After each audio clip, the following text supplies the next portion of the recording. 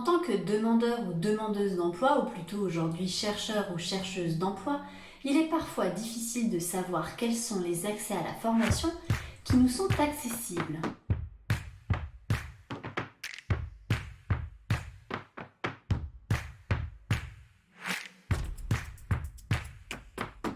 Bonjour à tous et bienvenue dans cette nouvelle vidéo où nous allons parler de la formation des chercheuses et chercheurs d'emploi. Lorsque nous sommes demandeurs d'emploi, il est parfois difficile de demander à Pôle emploi l'accès à une formation. Toutefois, Pôle emploi programme un certain nombre de formations qui sont accessibles aux demandeurs d'emploi. Tout d'abord dans le cadre du programme régional de formation du PRF.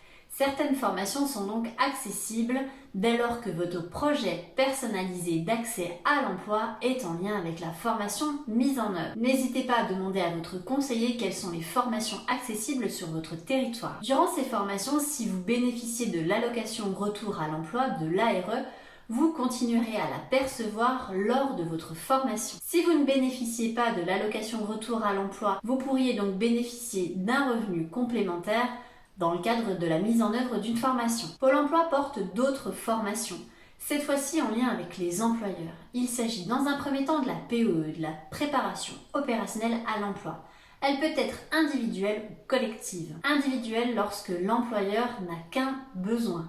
Collective si l'employeur ou les employeurs du territoire ont plusieurs besoins sur le même domaine. La PEE est donc ouverte dès lors que vous allez contractualiser un CDD de 12 mois, un CDI ou un contrat de professionnalisation. La formation ne pourra être d'une durée que de 400 heures. Un autre dispositif, dans la même lignée que la PEE, est aussi ouvert. L'AFPR, l'action de formation préalable au recrutement. L'AFPR est ouverte dès lors que vous signez un CDD de 6 à 12 mois, un contrat de professionnalisation ou que vous effectuez des missions intérimaires d'une durée de 6 mois dans les 9 mois qui suivent la fin de votre formation. Encore une fois, la durée maximale de la formation sera de 400 heures. Toutefois, si vous avez un besoin individuel, vous pouvez solliciter l'AIF, l'aide individuelle à la formation. En effet, cette aide est déclenchée dès lors qu'une formation n'est pas prise en charge dans le cadre du programme régional de formation ou dans le cadre d'une PEE ou d'une AFPR et que celle-ci corresponde à votre projet professionnel d'accès à l'emploi. Cette aide peut prendre tout ou partie des coûts de formation en charge. Elle peut aussi être cumulative avec votre CPF.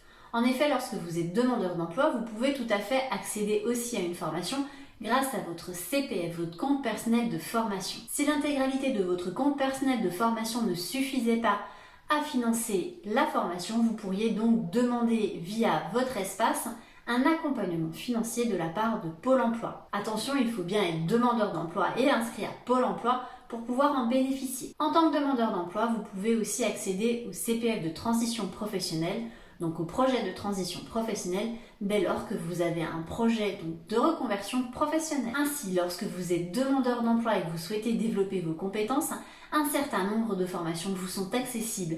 N'hésitez pas à en échanger avec votre conseiller pour identifier quelles sont les formations de votre territoire et les financements possibles. N'oubliez pas aussi qu'un certain nombre de formations sont accessibles gratuitement sur le net. Je vous remettrai des liens en barre de description sur des sites donc de formation accessibles gratuitement. Si vous êtes chercheuse ou chercheur d'emploi, n'hésitez pas à développer vos compétences. J'espère que cette vidéo vous aura éclairé et moi je vous dis à très vite pour une nouvelle vidéo.